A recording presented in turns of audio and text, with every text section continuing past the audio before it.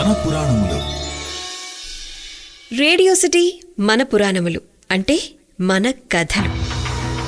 దూర్వాస మహర్షి స్వర్గానికి వెళ్లబోవటం, దారిలో కనిపించిన మందారమాల ఊర్వశి చేతిలో ఉండగా దానిని తనకివ్వమని చెప్పి అడిగి తీసుకుని స్వర్గానికి వెళ్లటం, ఇంద్రుడికి కానుకగా అదిస్తే ఇంద్రుడు ఆ మాలను తీసుకుని వెళ్లి ఐరావతానికి వేస్తే ఐరావతం ఆ మాలను పాడు చేయటం, దాంతో మునికి కోపమొచ్చి ఏ ఐశ్వర్యాన్నైతే చూసుకుని ఇంద్రుడు అంత గర్వంతో ఉన్నారో అటువంటి ఐశ్వర్యం అంతా కూడా సముద్రపాలైపోతుంది అని చెప్పి శపించడం జరుగుతుంది. ఆ శాప ప్రభావంతో శ్రీ మహావిష్ణువు ఇచ్చినటువంటి ఉపాయంతో సముద్రం మథనం జరుగుతుంది. సముద్ర మథనం జరిగేటువంటి సమయంలో కూర్మావతారాన్ని దాల్చినటువంటి శ్రీ మహావిష్ణువు కారణంగా సురాసురులు సాగర మథనాన్ని చేయడంతో సముద్రం నుండి మొట్టమొదటిసారిగా భయంకరమైన విషం పుడుతుంది. ఈశ్వరుని ప్రార్థిస్తారందరూ కూడాను. అప్పుడు పరమేశ్వరుడు ఆ విషాన్నంతటినీ కూడా నేరేడు పండంత చేసి మృంగి కంఠంలో దాచుకుంటారు. మృత్యుంజయుడు అవటం వలన వారికి ఏమీ కాదు. తర్వాత మళ్ళీ సురాసురులు సాగర మథనం చేస్తూ ఉంటారు. కామధేనువు పుడుతుంది. ఋషులు కామధేనువుని తీసుకుంటారు. తర్వాత ఉచ్చైస్రవము, దానినేమో బలిచక్రవర్తి తీసుకుంటారు. ఐరావతాన్ని ఇంద్రుడు తీసుకుంటారు. కల్పవృక్షము, అప్సరసలు, చంద్రుడు, వీరందరూ సముద్ర మథనంలోనే పుడతారు. ఆ తర్వాత లక్ష్మీదేవి వస్తారు. సంపదలకు తల్లి అనేటువంటి లక్ష్మీదేవిని అందరూ కూడా పూజిస్తారు. ఆ తల్లి శ్రీ మహావిష్ణువును వరిస్తారు. చివరికి ఆయుర్వేద విద్యా విశారదుడైనటువంటి ధన్వంతరి అమృత కలశంతో పుడతారు.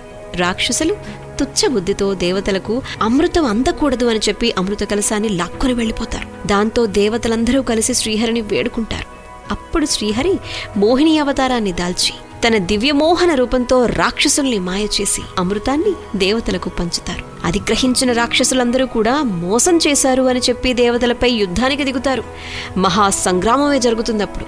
అయితే శ్రీపతి అనుగ్రహించడంతో వారి అనుగ్రహం చేత దేవతలందరూ కూడా విజయాన్ని సాధిస్తారు.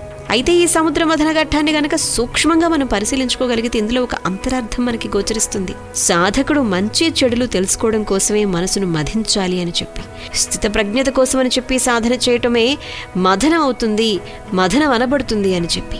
అప్పుడు విషం వంటి విషమ పరిస్థితుల్ని మనం ఎదుర్కోగలుగుతాం. వాటిని లెక్క చేయకుండా సాధన సాగిస్తూ ఉంటాం కాబట్టి ఎటువంటి విషమ పరిస్థితులు ఎదురైనా కూడా ముందుకు సాగగలుగుతాం. అప్పుడు కామధేనువు, కల్పవృక్షము వంటి చిన్న చిన్న లాభాలు మనసుని ఆకర్షించడానికి ప్రయత్నిస్తాయి. వాటితో తృప్తి పడిపోతే సాధన అక్కడితో ఆగిపోతుంది. అలా కాదు అని చెప్పి ముందుకు సాగితే అమృతము అనేటువంటి మోక్ష ప్రాప్తి మనందరికీ కలుగుతుంది. జీవులకు మోక్షమే పరమావధి అని చెప్పి చెప్పకనే ఈ ఘటన ద్వారా మనకి పెద్దలు చెప్పడం జరిగింది. Radio city podcast.